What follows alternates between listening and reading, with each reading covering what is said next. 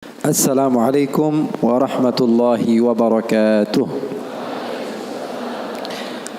Alhamdulillah wa sallallahu wa sallam wa baraka ala Rasulillah Muhammad ibn Abdullah wa ala alihi wa sahbihi wa man walah. Alhamdulillah, malam hari ini kebahagiaan bagi saya untuk bisa bersanding dengan artis Korea. Alhamdulillah. Mudah-mudahan Allah subhanahu wa ta'ala jadikan malam ini malam penuh dengan keberkahan, malam penuh dengan ilmu, malam penuh dengan amal, malam yang menjadikan kita semakin bertakwa kepada Allah subhanahu wa ta'ala. Ikhwani, ilmu yang banyak akan tetapi kalau tidak diamalkan hasilnya adalah kosong. Ilmu yang banyak tapi amalnya tidak ada, hasilnya kosong. Akan tapi sebagian orang dia fokus kepada sedikit yang dia miliki dan dia istiqamah di dalam kebaikan tersebut, maka menghasilkan sesuatu yang bisa membuat dia bahagia di dunia dan di akhirat. Oleh karena itu pesan saya, apa yang telah disampaikan Al-Habib Muhammad barusan, banyak ilmu yang bisa kita ambil, banyak ilmu yang bisa kita gali, banyak ilmu yang bisa kita amalkan. Sedikit yang beliau katakan ambil, amalkan. Terkadang sebagian di antara kita kalau kebanyakan malah error. Betul atau tidak? Betul atau tidak? Makanya ada kaidah mengatakan apa? Ma la yudraku kulluh la yutraku julluh. Jadi pesan saya di pertemuan ini insyaallah mulia ini enggak usah panjang-panjang ya. Yang tadi aja kita ulang-ulang lagi. Kita ingat-ingat lagi, kita amalkan. Saya kira segitu saja dari saya.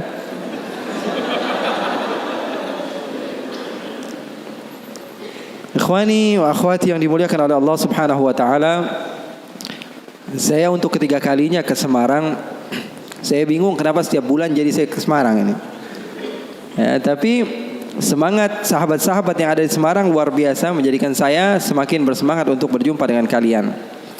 Umumnya saya kalau hadir majelis-majelis lebih khusus, biasanya majelisnya habaib, majelis maulid, majelis zikir, biasanya diundang oleh orang-orang yang usianya di atas 40 tahun. Tapi alhamdulillah 2 tahun atau 3 tahun ke belakang berjumpa dengan Habib-Habib yang memang luar biasa hebat, seperti Habib Muhammad ini yang fashionnya Hollywood tapi hatinya Hadramaut. Nampak luarnya gaul tapi hatinya suci insyaallah. Doakan semoga Allah subhanahu wa ta'ala memberikan kepada kita murabbi-murabbi yang bisa membawa kita kepada apa? Kebahagiaan dunia dan akhirat. Karena hidup di dunia ini enggak melulu-melulu harus sedih. Berapa banyak orang yang sok khusyuk malah jadi orang bodoh. Berapa banyak orang yang sok khusyuk malah jadi gila. Betul atau tidak? Zikir terus dia kepada Allah, ibadah terus kepada Allah, tanpa didasari ilmu, ternyata ibadahnya salah, hasilnya kosong. Diceritakan bahwa ada orang yang beribadah sampai 40 tahun di dalam satu goa. Berapa tahun? 40 tahun dia beribadah. Sehingga salah seorang di antara ulama yang bernama Abdullah ibn al-Mubarak, dia mendatangi orang yang rajin ibadah tersebut untuk meminta doa. Karena kita harus husnudzan kepada siapapun, kita enggak boleh suudzan. Kita meminta doa kepada sahabat kita, siapa tahu doanya lebih diterima oleh Allah dibanding kita. Makanya boleh meminta doa kepada sahabat, meminta doa kepada orang yang menurut kita di bawah kita, meminta doa kepada, bahkan Rasulullah SAW mencontohkan di dalam hadis yang derajatnya sahih. Ketika Sayyidina Umar bin Khattab ingin pergi haji, apa kata Rasulullah? La tansana min du'aika ya ukhay. Ya wahai Umar, jangan lupa untuk mendoakan saya. Yang meminta doa siapa? Nabi besar Muhammad sallallahu alaihi wasallam. Kalau zaman sekarang orang bukan berlandaskan guru yang sampai bersambung ilmunya kepada Rasulullah, bersandar dia haddatsani Google, qala haddatsani YouTube, qala haddatsani Instagram, ya. Pengambilan riwayat ilmunya dari orang-orang yang enggak jelas. Dikit-dikit mengatakan, "Wah, kok minta doa sama orang lain, minta sendiri aja." Memangnya Allah hanya mendengar dari sahabat kamu, bukan dari diri kamu? Rasulullah contoh tauladan yang baik. Nabi Muhammad saja minta doa daripada sahabat-sahabatnya, daripada Sayyidina Umar bin Khattab. Oleh karena itu, seseorang yang bernama Abdullah bin Al-Mubarak, ini dukun apa Beb? Kok ini asapnya ke saya terus? Apa sunnah Beb? Ini boleh kita bahas juga Beb ini Beb.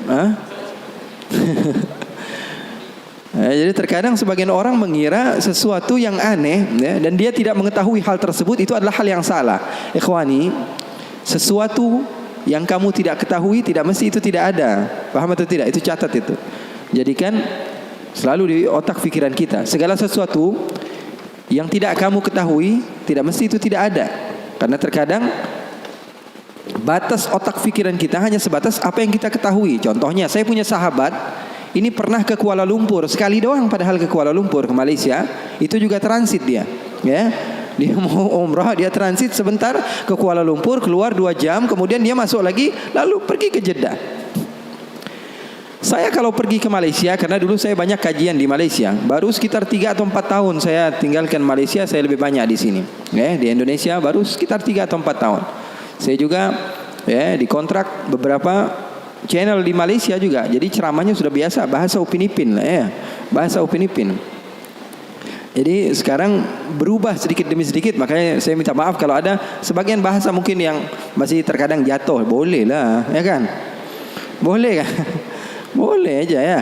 Ada sebagian bahasa mungkin sedikit jatuh, saya minta maaf. Kalau ada salah seorang di antara sahabat saya yang pernah ke Kuala Lumpur cuma 2 jam saja. Kalau saya pergi ke Malaysia, saya katakan saya ada kajian. Di mana? Di Melaka. Apa ucapan pertama yang dia ucapkan? Dia pasti akan bilang, Melaka itu jauh atau tidak dari Kuala Lumpur ya Habib? Pasti itu yang dia katakan. Kenapa? Karena di otak dia tidak sampai ke Melaka. Bayangan yang ada di dalam pikirannya hanya apa? Hanya Kuala Lumpur. Begitu juga sahabat-sahabat mungkin yang pernah ke Jakarta. Kemana pernah? Oh, saya pernah ke Monas Habib. Oke. Seumur hidup kamu ke Jakarta pernahnya ke Monas doang? Iya Habib, saya pernah ke Monas. Ketika saya mengatakan saya ada pengajian di mana? Di Tanah Abang. Jauh nggak kira-kira dari Monas? Itu pasti ucapan pertama dia. Kenapa? Karena otak dia hanya sebatas Monas. Saya bilang, wah saya habis belanja nih di Condet, beli gamis. Kalau Condet berapa kilo kira-kira Beb ya dari Monas? Pasti ucapan pertama kali apa? Sesuatu yang dia ketahui. Begitulah manusia. Oleh karena itu, saya ingin memesankan kepada kalian bahwa tidak semua itu yang kalian tidak ketahui itu tidak ada. Ya. Seperti ini, Rasulullah SAW amatlah menyukai ini. Rasulullah SAW di rumahnya, karena wewangian seperti ini, ya, wewangian seperti ini disukai oleh malaikat. Wewangian seperti ini disukai oleh malaikat. Rasulullah SAW mengajarkan kepada kita untuk apa? Mengurusi ya kehidupan duniawi kita. Bahkan sahabat Rasulullah SAW bertanya ketika Rasulullah mengatakan, la yadkhulul jannata man kana fi qalbihi mithqala dzarratin min kibr. Kata Rasulullah, tidak akan masuk syurga orang yang di dalam hatinya ada sebiji zarrah daripada kesombongan. Maka sahabat bingung lalu mengatakan, innar rajula yuhibbu an yakuna na'lahu hasanan wa thawbahu hasanan. Ya Rasulullah, kami ini anak-anak yang ya kekinian lah ya Rasulullah. Pengen kalau pakai baju itu yang bagus, sendal yang bermerek. Sahabat begitu bilang sama Rasulullah. Jujur. Maka Rasulullah SAW mengatakan, al-kibru batrul haq wa ghamtun nas. Kamu pakai baju yang bagus, penampilan yang bagus, itu bukan kesombongan, kata Rasulullah. Sombong itu apa? Sombong menurut definisi Rasulullah SAW adalah batrul haq. Dibilangin mana yang benar, dia nggak mau percaya. Wa ghamtun nas, dan ngomongin orang. Nggak pernah ngomongin diri sendiri. Yang dinilai selalu orang lain. Yang dinilai selalu orang lain. Jadi Rasulullah SAW sangat menganjurkan kepada sahabat-sahabatnya untuk senantiasa memakai wewangian. Bahkan kalau ada orang yang memiliki bau yang tidak bagus masuk ke dalam masjid Rasulullah SAW, Rasulullah katakan, la yadkhulu masjidana hadha. Ada bau-bau bawang, kata Rasulullah SAW, jangan masuk ke masjid kami. Karena apa? Karena malaikat tidak suka kepada bau-bau yang seperti itu. Jadi nanti mungkin bakalan ada muhadarah khusus, nanti kita minta Habib Muhammad menjelaskan tentang bagaimana syama'il Rasul sallallahu alaihi wasallam, fizikal baginda Rasul sallallahu alaihi wasallam, kehidupan Rasul sallallahu alaihi wasallam secara duniawi di rumahnya, bagaimana ketika Rasul sallallahu alaihi wasallam memiliki wewangian. Rasulullah memiliki satu kotak, isinya apa? Macam-macam. Rasulullah bawa, kalau kita sekarang tas, di dalamnya isinya bermacam-macam. Rasulullah memiliki satu kotak, isinya apa? Sisir. Isinya apa? Isinya sisir. Rasulullah SAW menyisir. Isinya siwak. Isinya alat-alat kebersihan. Senantiasa dibawa oleh baginda Nabi Muhammad SAW. Sesuatu yang kita tidak ketahui itu tidak mesti tidak ada. Kitanya aja yang kurang piknik di dalam membaca. Gampang nyalahin orang lain. Rasulullah SAW bahkan di dalam riwayat, kalau Sayyiduna Uthman bin Affan datang mengetuk pintu, Assalamualaikum ya Rasulullah. Siapa di luar? Abu Bakar. Masuk. Assalamualaikum ya Rasulullah. Siapa di luar? Umar. Masuk. Kalau Sayyidina Uthman bin Affan yang masuk, kata Siti Aisyah, Assalamualaikum ya Rasulullah. Siapa di luar? Uthman. Uthman ya Rasulullah, kata Siti Aisyah. Suruh tunggu dulu di depan. Apa yang dilakukan oleh Rasulullah? Rasulullah masuk kamar, Rasulullah ambil sisir, Rasulullah ambil parfum, Rasulullah SAW pakai jubah yang terbaik yang Rasulullah SAW miliki. Lalu Rasulullah duduk dan mengatakan kepada Sayyidina Uthman, masuk kamu wahai Uthman. Siti Aisyah bingung. Ya Rasulullah, kok begini ya Rasulullah? Ayahku dibiasain aja, Sayyidina Umar dibiasain aja. Kok ketika Sayyidina Uthman masuk, kamu fashionnya berubah? Ada apa ya Rasulullah? Kata Rasulullah, Inna Uthman mustahi. Atau dalam riwayat yang lain, hayy, maluan. Sayyidina Uthman ini orangnya malu. Tastahi minhul malaikah. Bahkan malaikat saja malu sama Sayyidina Uthman bin Affan. Rasulullah SAW memperhatikan hal yang seperti itu. Enggak melulu orang yang soleh itu adalah orang yang berantakan, ya enggak. Karena orang yang berantakan justru dia fokus kepada dirinya sendiri, dia enggak mikirin orang lain. Kasihan kan, yang sholat di sampingnya pegangin hidung akhirnya. Enggak khusyuk gara-gara dia. Orang lain melihat agama Islam, agama yang kotor, menjijikkan, sehingga sebagian orang enggak mau masuk Islam. Kan dicontoh jadinya. Sayyidina Umar, Sayyidina Abu Bakar As-Siddiq didatangi seorang sahabat yang bernama Hanzalah. Kemudian Hanzalah tersebut menangis, datang ke Sayyidina Abu Bakar. Wahai Abu Bakar, wahai Abu Bakar, nafaqa Hanzalah. Hanzalah sudah munafik wahai Abu Bakar. Kenapa wahai Hanzalah? Kata Sayyidina Abu Bakar, aku sudah mendatangi beberapa sahabat, akan tapi aku yakin kau adalah sahabat terdekat Rasulullah.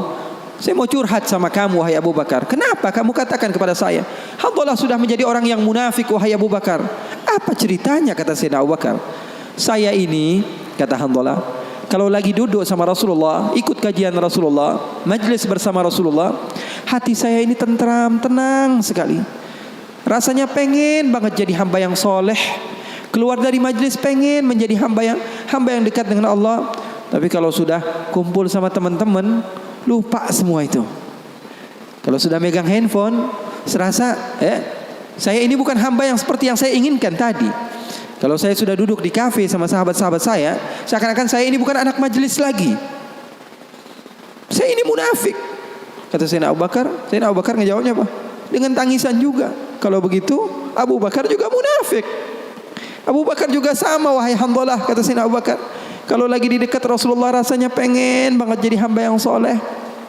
Kalau lagi di dekat Rasulullah SAW pengen menjadi hamba yang dekat dengan Allah.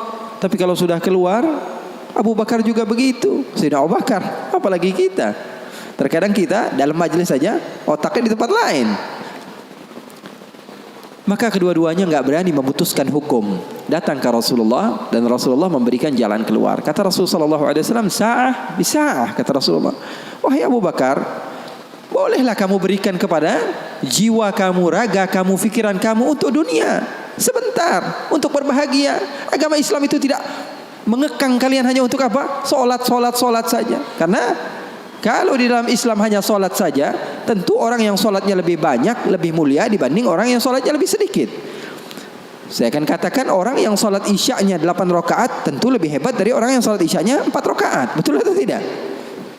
Tapi agama Islam bukan dilihat daripada banyaknya, tapi agama Islam dilihat daripada seseorang ikut akan perintah Allah dan menjauhi larangan-larangan Allah Subhanahu wa ta'ala. Agama Islam agama yang mudah. Mungkin saya pernah ceritakan kepada kalian, ada sahabat Nabi namanya Nuaiman. Siapa namanya? Nuaiman. Pernah atau tidak? Ada sebagian sahabat-sahabat mungkin pernah mendengar. Sahabat Nabi Nuaiman ini orangnya lucu. Nabi Muhammad SAW kalau sudah melihat wajahnya Nuaiman pasti tertawa. Didatangi beberapa sahabat, Rasulullah SAW melihat wajah Nuaiman, Rasulullah tersenyum. Jadi sahabat senang. Terkadang sahabat memaksa, Nuaiman datangi majlisnya Rasulullah supaya Rasulullah tersenyum. Hidup Rasulullah SAW enggak melulu khusyuk begitu, enggak. Rasulullah sering tertawa, tersenyum. Bahkan ketika Rasulullah SAW pernah suatu saat Rasulullah sedang menyendiri, keluar dari rumahnya, duduk sendirian. Datang Sayyidina Abu Bakar. Assalamualaikum ya Rasulullah. Di depan ada seseorang hamba sahaya Rasulullah namanya Anjashah Al-Abdul Aswad. Hamba sahaya Rasulullah, orang hitam. Kalau Rasulullah SAW lagi enggak di rumah, biasanya dia yang jagain Rasulullah.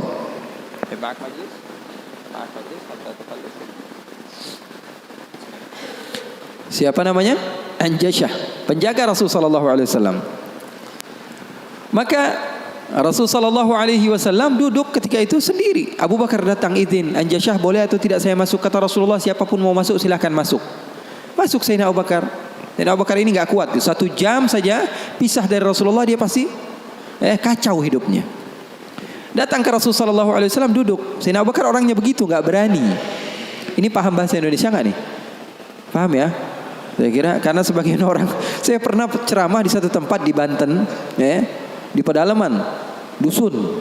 Saya ngomong bahasa Indonesia, saya kira paham semua orang. Pas selesai kajian sekitar 1,5 jam saya ngomong, tahu-taunya nggak ada yang paham bahasa Indonesia. Rasanya pengen apa itu? Paham bahasa Indonesia, paham ya? Paham. Maka Sayyidina Abu Bakar masuk ke rumah Rasul, ke tempat Rasulullah SAW. Ketika itu sedang duduk, Rasulullah diam. Sayyidina Abu Bakar orangnya ini nggak berani memulai omongan, berbeda dengan sahabat yang lain. Melihat Rasulullah dia diam saja. Beliau ini di antara syimahnya, di antara apa? Syama'ilnya, di antara sifat Sayyidina Abu Bakar yang disebutkan perawi bahwa Sayyidina Abu Bakar ini kalau Rasulullah tersenyum dia tersenyum. Kalau Rasulullah nangis dia nangis. Kalau Rasulullah bahagia dia bahagia. Pokoknya yang ada di dalam otaknya Rasulullah saja. Buktinya di dalam hijrah Nabi Muhammad SAW bertanya kepada Sayyidina Abu Bakar, ada air atau tidak? Rasulullah perjalanan beberapa hari, ada air atau tidak? Sayyidina Abu Bakar bergegas mencari air. Dapat sedikit, diberikan kepada Rasulullah SAW. Rasulullah minum. Lalu beliau mengatakan, "Fasyariban nabiyyu wartawaitu ana." Katanya Rasulullah yang minum, tapi yang lepas dahaga saya. Sallu ala nabi. Itu yang namanya cinta. Itu yang namanya cinta. Yang minum Rasulullah, tapi yang lepas dahaga siapa? Sayyidina Abu Bakar As-Siddiq. Maka Sayyidina Abu Bakar duduk diam. Rasulullah enggak ngomong, dia enggak ngomong.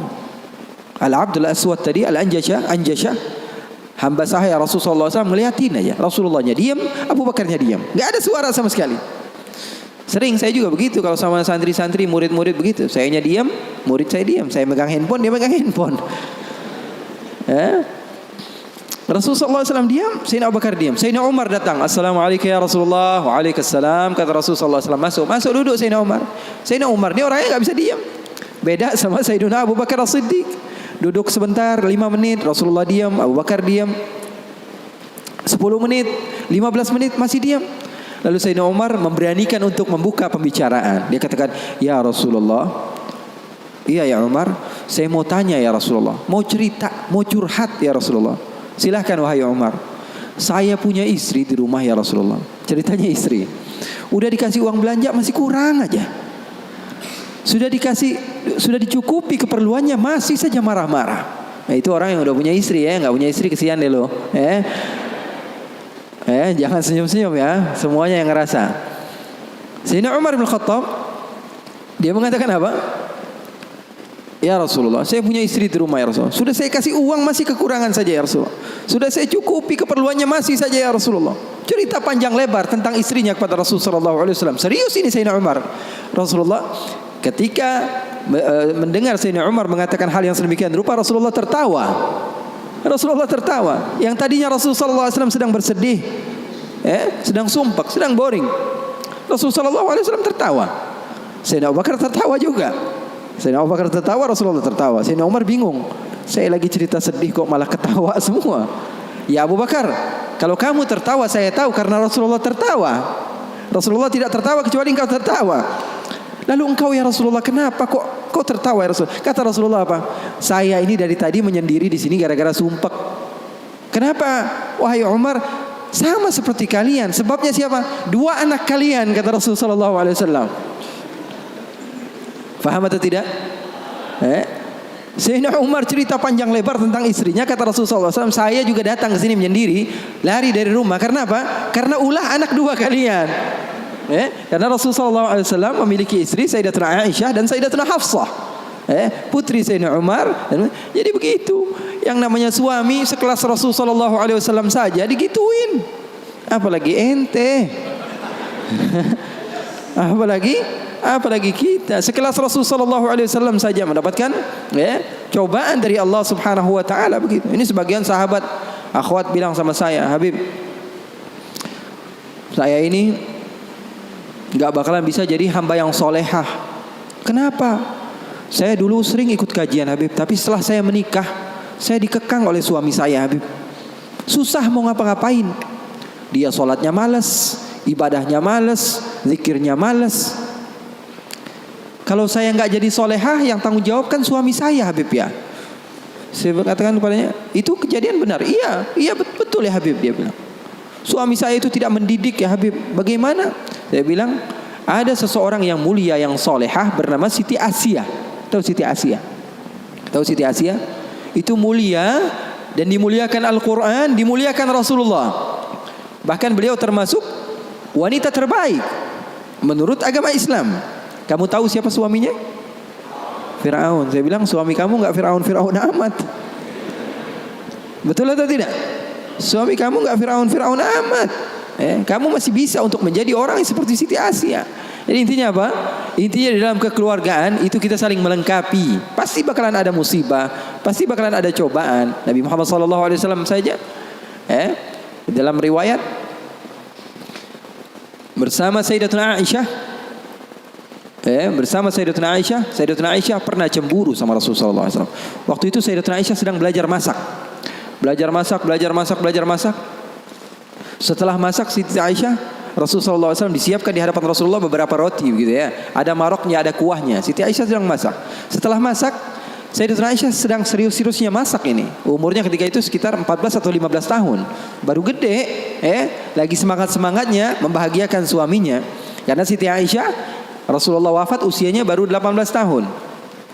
Sementara putri Rasulullah Siti Fatimah usianya berapa? 30 tahun. Masak Sayyidatuna Aisyah. Ketika sedang masak, ada yang mengetuk pintu rumah Rasulullah. Assalamualaikum ya Rasulullah. Ternyata jariyah, hamba sahaya, perempuan yang membawa apa? Membawa lauk, membawa kuah, yang membawa marok. Kata Rasulullah, siapa di luar? Saya hamba sahayanya Ummu Salamah. Ya, Rasulullah punya istri juga namanya Ummu Salamah. Rasulullah punya istri itu memiliki kelebihan masing-masing. Ummu Salamah itu terkenal pintar masaknya. Jadi bawa lauk untuk Rasulullah SAW yang ketika itu di dalam rumahnya Siti Aisyah yang sedang belajar masak. Ini gimana caranya saya supaya apa? Membahagiakan suami saya. Lagi asik-asik masak, tiba-tiba ada makanan yang enak datang. Kira-kira Rasulullah makan yang mana? Kira-kira Rasulullah makan yang mana? Ini kesukaan Rasulullah, favorit Rasulullah. Datang dari rumah seorang istri Rasulullah. Siti Aisyah yang sedang masak tiba-tiba datang ke tempat hamba sahaya tersebut. Mengatakan, ini datang dari mana?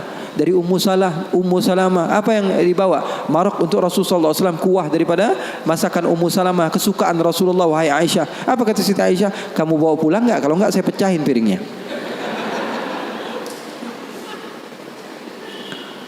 Yang jadi masalah di hadapan beliau Siti Aisyah ketika itu ada Rasulullah. Kalau ngomongnya hanya berdua saja mungkin biasa. Tapi cewek tuh, lihat tuh bahayanya cewek. Inna kaidakunna azim, kata Allah. Sesungguhnya tipu daya muslihat perempuan itu azim. Allah yang bilang. Sementara muslihatnya syaitan, kata Allah Subhanahu wa taala, dhaif, lemah. Di dalam Al-Qur'an kalian baca, betul, Beb? Setan Allah Subhanahu wa taala sifatkan, ya, tipu muslihatnya itu sangatlah lemah, tipu dayanya. Tapi kalau perempuan, inna kaidakunna azim, kata Allah Subhanahu wa taala. Ya, bukan berarti bahwa perempuan itu begini dan begitu, enggak. Memang udah bawaannya begitu. Emang udah bawaannya begitu. Makanya orang yang paling sabar dengan istrinya pahalanya paling besar. Orang yang paling bukan curhat ini ya. Orang yang paling sabar dengan istrinya pahalanya besar di sisi Allah. Bahkan ada seorang wali di negeri Hadramaut ditanya, kenapa kamu bisa soleh seperti ini? Kamu mendapatkan maqam yang tinggi di sisi Allah. Kenapa? Karena sabarnya dia sama istrinya. Setiap hari diomelin sama bininya, setiap hari diomelin sama istrinya.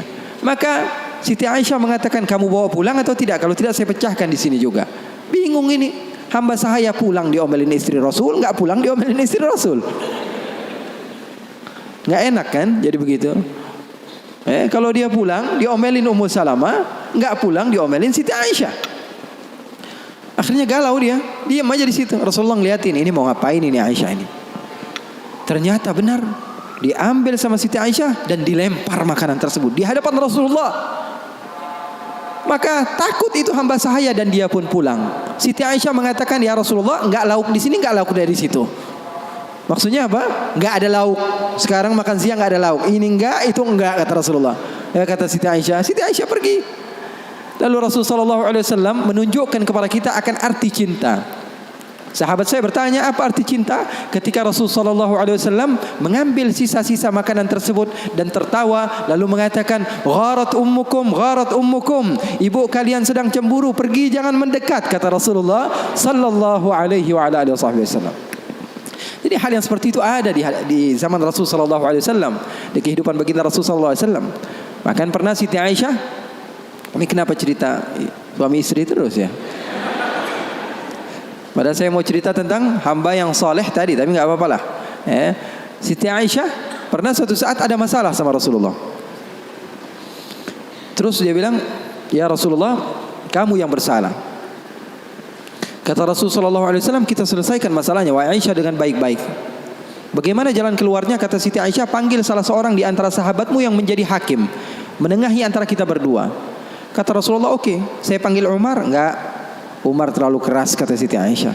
Beliau yang menentukan. Rasulullah begitu cinta kepada istrinya Siti Aisyah, sampai-sampai Rasulullah tahu. Di dalam Bukhari, Rasulullah SAW mengatakan kepada Siti Aisyah, wahai Aisyah, aku tahu kapan kamu marah, kapan kamu tidak marah. Kapan ya Rasulullah? Kata Siti Aisyah, kata Rasulullah, ketika kamu bersumpah, wa Rabbi Ibrahim, demi Tuhannya Nabi Ibrahim, berarti kamu tidak sedang mau menyebut namaku, kamu berarti lagi marah. Tapi kalau lagi kamu berbahagia denganku dan senang kepadaku, kamu akan mengatakan, wa Rabbi Muhammad, demi Tuhannya Nabi Muhammad Sallallahu Alaihi Wasallam. Maka Sayyidina Umar, kata Rasulullah, kata Sayyidatuna Aisyah, enggak mau. Sayyidina Umar terlalu tegas. Kita panggil Uthman. Uthman nanti lebih membela kamu ya Rasulullah. Dia orangnya maluan, pemalu. Kata Rasulullah, kalau begitu Sayyidina Ali bin Abi Thalib, kalau itu sih pasti menang Rasulullah, sepupunya Rasulullah, mantunya Rasulullah. Terus siapa yang kamu mau? Abu Bakar? Abu Bakar sepertinya lebih cocok ya Rasulullah. Kata Siti Aisyah, Abu Bakar sepertinya lebih cocok, bapaknya. Akhirnya kata Rasulullah, oke, kita panggil Sayyidina Abu Bakar. Dipanggil Sayyidina Abu Bakar. Bingung Sayyidina Abu Bakar. Sayyidina Abu Bakar sudah tahu ini pasti kerja ulah Siti Aisyah ini. Kenapa saya dipanggil Rasulullah SAW? Datang Sayyidina Abu Bakar mengatakan kepada Rasulullah SAW, ada apa ya Rasulullah? Kata Rasulullah, saya sedang ada masalah dengan Siti Aisyah, dengan Aisyah. Saya ingin diselesaikan dengan baik-baik. Kamu menjadi penengah. Kamu bukan sahabat saya, bukan murid saya, dan kamu bukan sebagai ayah daripada Aisyah, tapi kamu sebagai hakim yang bijak, yang memisah, yang menyelesaikan masalah kami berdua. Oke, kata Sayyidina Abu Bakar. Duduk Sayyidina Abu Bakar. Ditanya sama Rasulullah SAW, ayo Abu Bakar mulai. Sayyidina Abu Bakar mulai. Kata Sayyidina Abu Bakar, saya mau tahu asal usul masalahnya ini dari mana.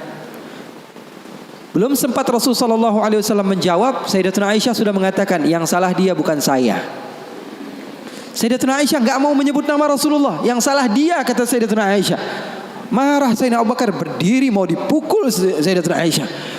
Kurang ajar kamu sama Rasulullah. Ketika mau dipukul Siti Aisyah, apa yang beliau lakukan? Beliau kembali kepada Rasul sallallahu alaihi wasallam dan berlindung kepada Rasul sallallahu alaihi wasallam. Di belakang Rasul sallallahu alaihi wasallam. Lalu Rasul sallallahu alaihi wasallam memegang tangan Sayyidina Abu Bakar yang mau memukul Siti Aisyah dan mengatakan, "Wahai Abu Bakar, kalau mau main kekerasan bukan di sini tempatnya. Dia adalah istri saya." Keren enggak Rasulullah? Maka Sayyidina Abu Bakar malu dan keluar dari rumah Rasul sallallahu alaihi wasallam. Siti Aisyah memeluk Rasul sallallahu alaihi wasallam. Ini Nuaiman, sahabat Nabi. Dia pernah bawain Rasulullah madu. Dikasih Rasul sallallahu alaihi wasallam madu. Setelah diberikan kepada Rasulullah, Rasulullah makan, mengajak beberapa sahabat untuk makan bersama Nuaiman. Ini disebutkan di dalam kitab Usdul Ghabah, fi tamyiz as-sahabah. Ibn al-Athir, diberikan madu kepada siapa? Kepada Rasulullah SAW. Rasulullah ambil madunya, diberikan kepada sahabat-sahabat Rasulullah SAW. Setelah dimakan oleh Rasulullah SAW, tiba-tiba Nuaiman datang bersama seorang pria. Lalu Rasulullah bertanya kepada Nuaiman, siapa dia? Kata Nuaiman, ini penjual madunya ya Rasulullah. Maksud kamu? Saya tadi niatnya mau beliin Rasulullah tapi nggak ada uangnya. Maksudnya Rasulullah yang bayar. Rasulullah sudah habiskan madunya dan Rasulullah SAW disuruh bayar sama Nuaiman. Lalu Rasulullah SAW bertanya kepada Nuaiman, Nuaiman kamu berani sekali sama saya, kata Rasulullah. Oh kamu berani sekali. Apa kata Nuaiman? Saya jujur ya Rasulullah, saya nggak pernah melihat ada satu baju baru yang datang di kota Madinah atau makanan baru kecuali saya berharap saya adalah orang yang pertama menunjukkannya kepadamu dan memberikannya kepadamu ya Rasulullah. Wah bagus itu. Masalahnya cuma satu ya Rasulullah, nggak punya fulus, nggak punya uang ya Rasulullah. Masalahnya saya cuma, nah, begitulah Nuaiman. Kisah hidupnya luar biasa, membuat Rasulullah SAW bahagia. Orang yang seperti itu, kalau kita yang jadi seperti itu, mungkin kita adalah orang yang pertama kali masuk neraka. Kurang ajar sama Rasulullah.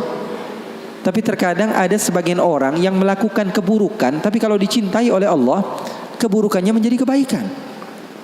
Orang, kalau kamu cinta kepadanya, apapun yang dia lakukan, keburukan sekalipun, di mata kamu dia melakukan hal yang indah. Itu rasio loh. Seorang bapak atau ibu, anaknya padahal biasa-biasa aja, nggak ganteng-ganteng amat, setiap hari dibilang, waduh cakep banget anak saya, foto dia melulu di Instagram. Betul atau tidak? Padahal orang lain melihatnya biasa aja ini anak, tapi bagi dia, di mata orang tua, anaknya adalah hal yang terindah baginya. Begitu juga ketika anaknya salah, di mata orang tua terkadang dia melihat anaknya nggak salah, yang salah orang lain. Kenapa? Karena matanya sudah cinta kepada anaknya tersebut. Jadi bisa dimaklumi. Terkadang ada sebagian orang yang dia melakukan amaliyah yang buruk. Amaliyah buruk, jelas-jelasan. Tapi Allah cinta kepada hamba tersebut. Apa yang dia dapatkan? Dia dapatkan ridhonya Allah. Kita yang suudzon dapat apa? Dapat keburukan. Bareng-bareng sama saya kaji Al-Quran. Bagaimana Nabi Musa berdoa. Allah katakan, falamma akhadathum ar-rajfah, tatkala Nabi Musa didatangi musim paceklik, enggak ada air sama sekali. Nabi Musa berdoa. Apa doa Nabi Musa? Qala rabbi law syi'ta ahlaktahum min qablu wa iyyai. Ya Allah, kenapa enggak dikasih air sih? Law syi'ta ahlaktahum min qablu wa iyyai. Kalau mau hancurin sekalian, jangan airnya doang ya. Marah-marah sama Allah. Kalau mau hancurkan sekalian semuanya. Atuhlikuna bima fa'ala as-sufaha'u minna? Ya Allah, kenapa engkau menghancurkan kami atau menahan air dari kami hanya karena beberapa orang oknum saja daripada hambamu yang berada bersama kami yang melakukan kesalahan? Kenapa kami semua yang kena imbasnya? Marah-marah sama Allah. Kemudian Nabi Musa mengatakan, in hiya illa fitnatuk. Balik-baliknya semua fitnah datangnya darimu ya Allah, bukan dari kami. Kalau yang doa kita, mungkin kita sudah menjadi orang yang kufur pertama kali, marah-marah sama Allah. Tapi yang berdoa orang yang dekat kepada Allah, hasilnya apa? Hasilnya Allah memberikan kebaikan. Makanya poin di sini yang saya ingin sampaikan kepada kalian, terkadang orang lain melakukan maksiat, kita jelas-jelasan melihat dia maksiat, kemudian kita menghinakan dia, sementara dia di mata Allah adalah orang yang baik. Kita semakin jauh, dia semakin dekat. Itu hasilnya. Makanya ulama-ulama kalian, para habaib-habaib kalian mengajarkan kepada kalian apa? Untuk menutup mata kalian daripada kesalahan orang lain. Fokus saja sama diri sendiri. Terus saya mendengar, mengikuti kajian-kajian Habib Muhammad, habaib-habaib yang lain, Habib Muhammad bin Anis yang sering ke sini, ustadz-ustadz yang sering bersama Habib Muhammad. Saya tahu mengajarkan kepada kalian untuk persatuan, untuk bareng-bareng. Kenapa? Karena orang kalau dia menganggap orang lain buruk, sementara orang yang dianggap buruk tersebut di sisi Allah adalah hamba yang dekat dengan Allah, maka kita kena imbasnya. Kita dapat dosanya. Di akhir mungkin waktunya sudah malam. Habib Muhammad juga kita ada janjian sama Habib Muhammad ini sebenarnya. Sampai subuh.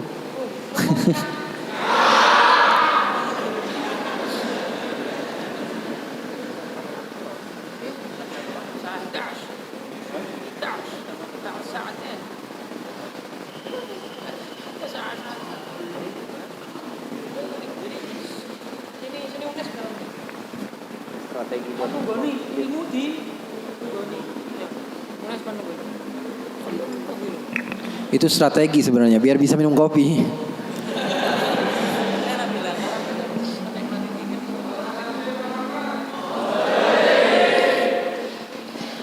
Jadi sahabat Nabi tadi Nuaiman pernah suatu waktu dia di zaman Rasulullah SAW sudah meninggal. Rasulullah SAW sudah intaqala ila rafiqil a'la.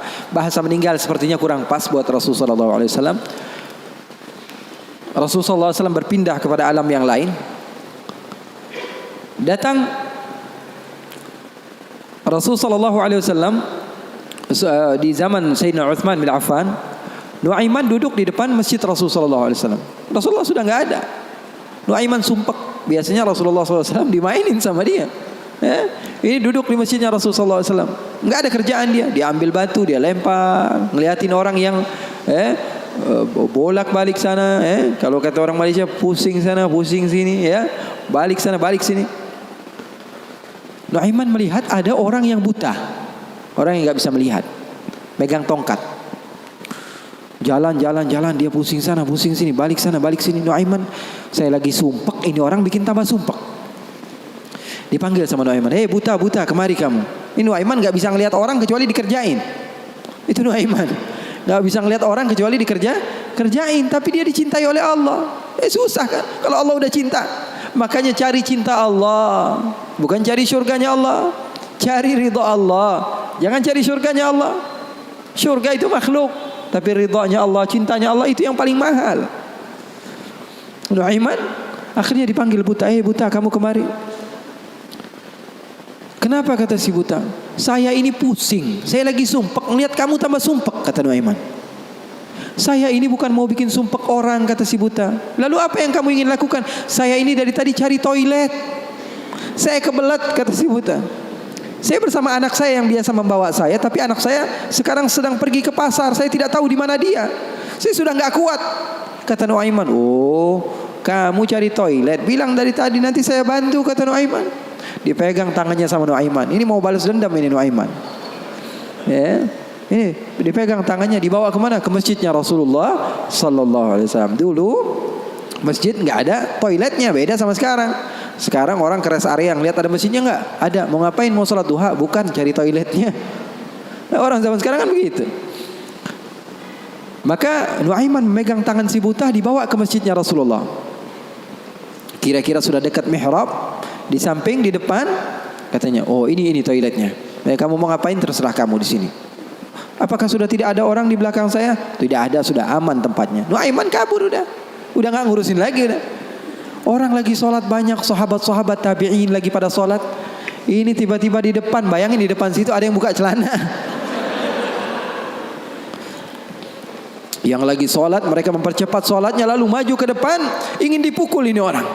Ternyata ketika dilihat, wah buta ternyata. Kenapa kamu berani buang air kecil di masjidnya Rasulullah? Awa masjidi Rasulullah. Apakah ini masjidnya Rasulullah? Iya, ini masjidnya Rasulullah. Inna lillahi wa inna ilaihi raji'un. Kata siapa? Si buta ini. Tadi saya cari-cari toilet, tiba-tiba saya berjumpa dengan orang yang sepertinya orang baik. Dari tutur bicaranya adalah orang baik. Dia katakan ini adalah toilet, tempat buang air kecil. Kata sahabat-sahabat, pasti ulahnya Nuaiman.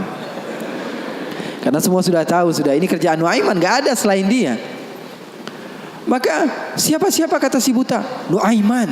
Oh, kurang ajar Nuaiman. Saya nadar, saya tidak keluar dari kota Madinah, pulang ke kampung saya sebelum saya pukul Nuaiman dengan tongkat saya. Buta ini sudah begitu marah. Akhirnya dia keluar dari masjid, dia cari-cari. Dia pusing sana, pusing sini, lari sana, lari sini. Dia cari di mana yang namanya Nuaiman. Tanya ke sana, tanya kemari. Tahu nggak Nuaiman? Oh, Nuaiman kalau dicari nggak bakalan ketemu. Ya? Tiba-tiba dia sudah capek, ini si buta. Nuaiman datang. Nuaiman tanya, nakar sautu. Dia rubah suaranya. Buta, lagi ngapain sendirian di sini? Dia bilang, saya lagi sumpek ini. Sumpek kenapa? Saya ditipu sama orang. Siapa namanya? Nuaiman. Terus kamu mau ngapain sekarang? Saya mau balas dendam. Oh, sini saya antar kamu kepada Nuaiman. Padahal yang ngomong siapa? Nuaiman. Ini bukan cerita-cerita saya yang bikin loh, bukan. Ada riwayatnya. Maka Nuaiman memegang tangan si buta, dibawa lagi kemana? Dia bohongi, dia tipu. Dia ajak keliling-keliling dulu, seakan-akan tempatnya sudah jauh. Selepas itu dia bawa ke masjidnya lagi. Dibawa lagi ke masjidnya Rasulullah SAW. Didekatkan kepada mihrab. Ketika itu Khalifatul Rasulullah Sayyiduna Uthman bin Affan, Amirul Mukminin, sedang salat.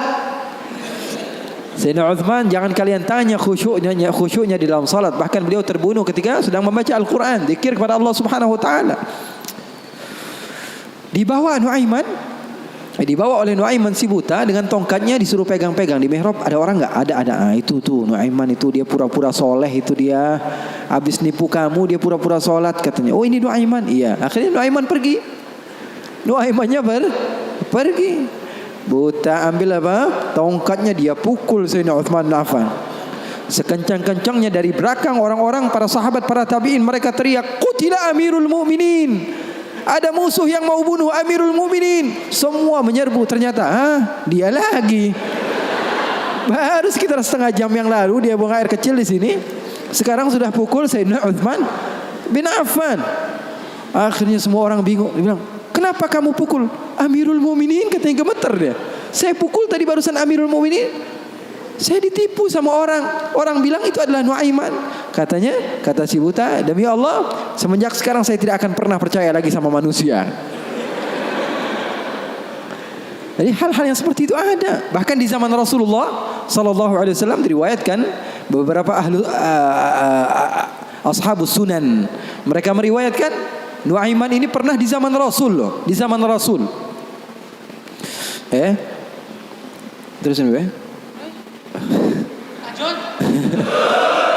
Penyemangat Habib Muhammad. Tapi dia curang. Di tempat saya cuma berbicara 10 menit aja. Kalau ceramah di tempat saya hanya 10 menit. Saya sudah setengah jam lebih nih. Hampir sejam. Double ini, Beb.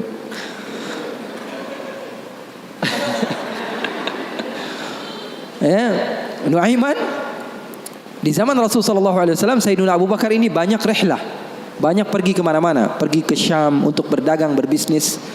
Suatu saat Sayyidina Abu Bakar datang ke Rasulullah, mengatakan, ya Rasulullah, saya mau izin. Izin apa wahai Abu Bakar? Saya mau ajak Nuaiman ini ikut saya berbisnis ke negeri Syam, ke luar negeri ini, bikin paspor Nuaiman. Keren, ke daerah lain, ke Syam. Kata Rasulullah, ya sudah, bawa saja Nuaiman, gak apa-apa. Sahabat Nabi izin dulu sama Rasulullah. Dibawa Nuaiman.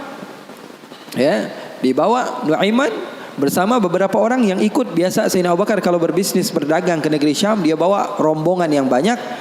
Di antaranya tadi Nuaiman. Nuaiman dibawa.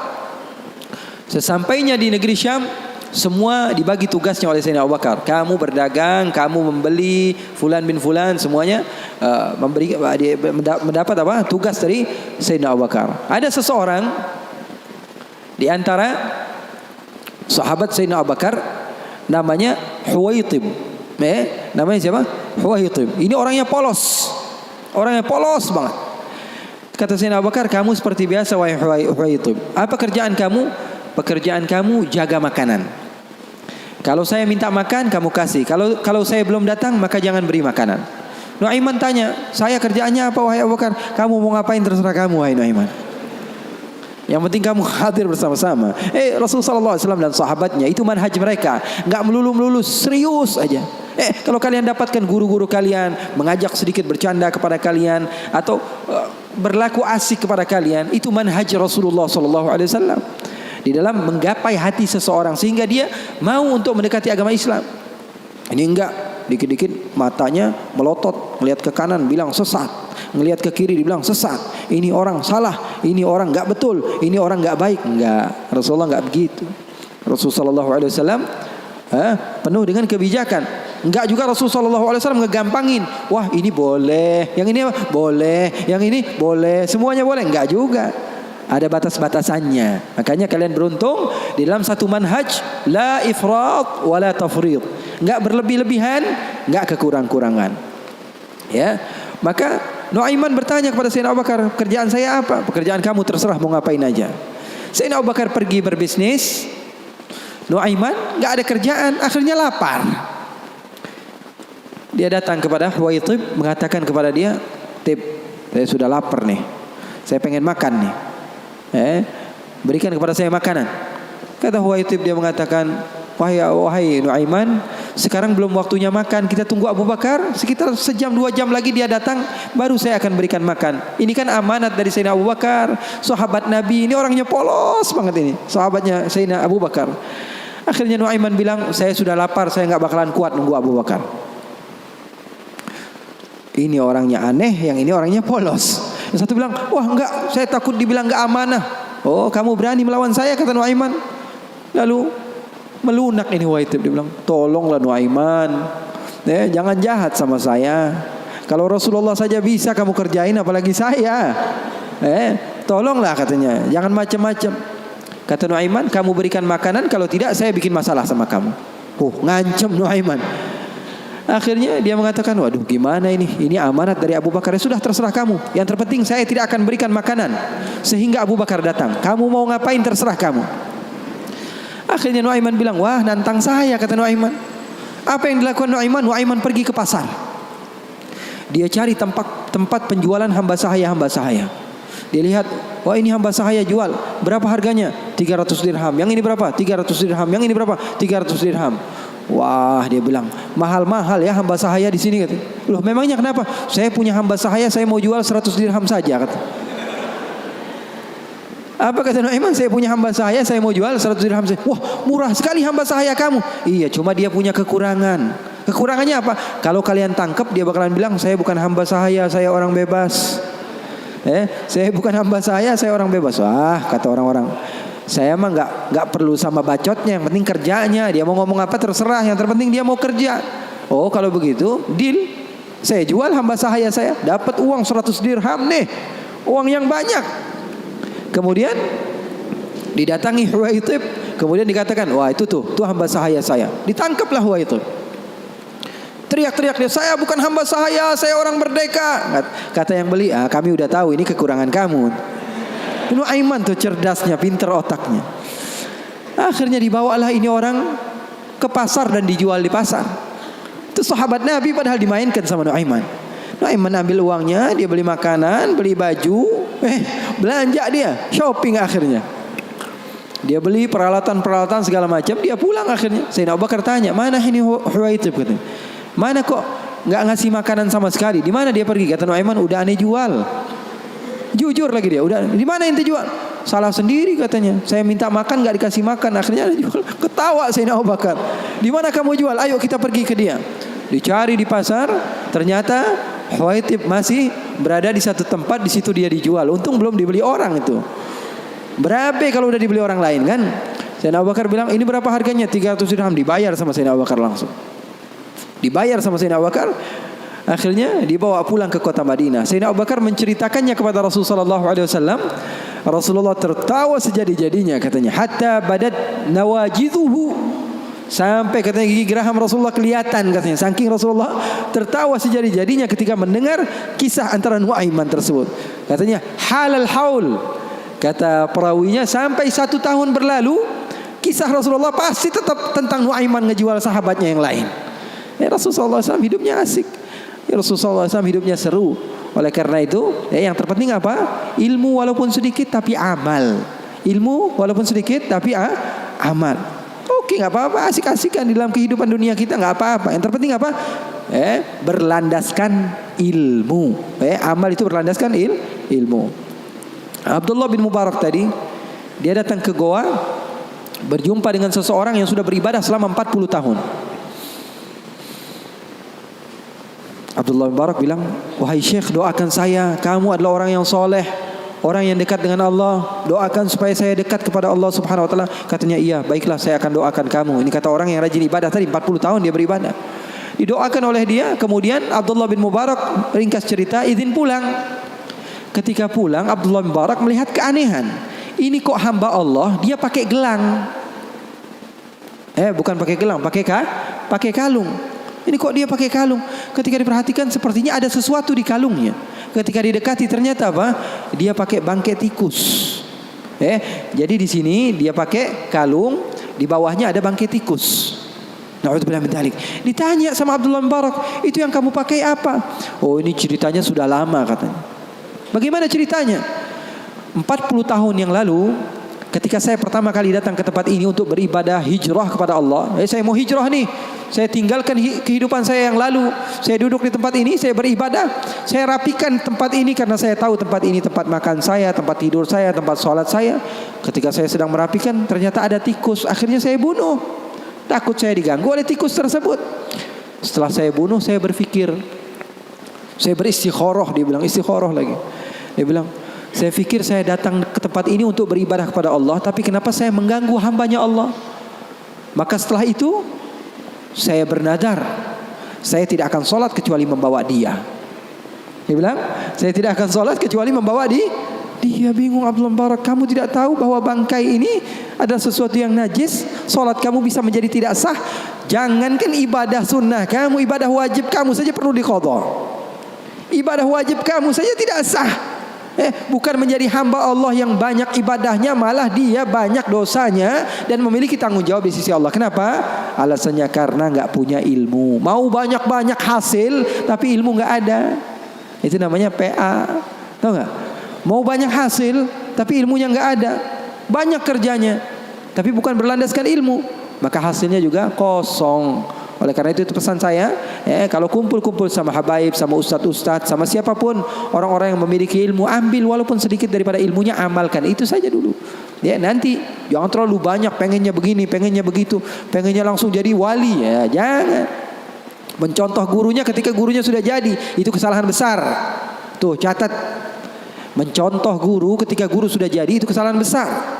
Mencontoh guru itu ketika dia belajar, ketika dia berusaha. Nggak ada orang yang alim, orang yang sukses kecuali dulunya dia susah. Ini mau nyontoh yang udah kerennya doang. Gaya berjalannya, pengen mobilnya sama, handphonenya sama, semuanya pengen sama, penampilannya pengen sama. Nanti dulu. Kalau kamu di masa hijrah, kamu contoh ketika guru kamu sedang berusaha, dan insya Allah itu manfaat bagi kita semua. Waktu kita masih ada beberapa menit, insya Allah untuk doa, untuk Habib Muhammad doa.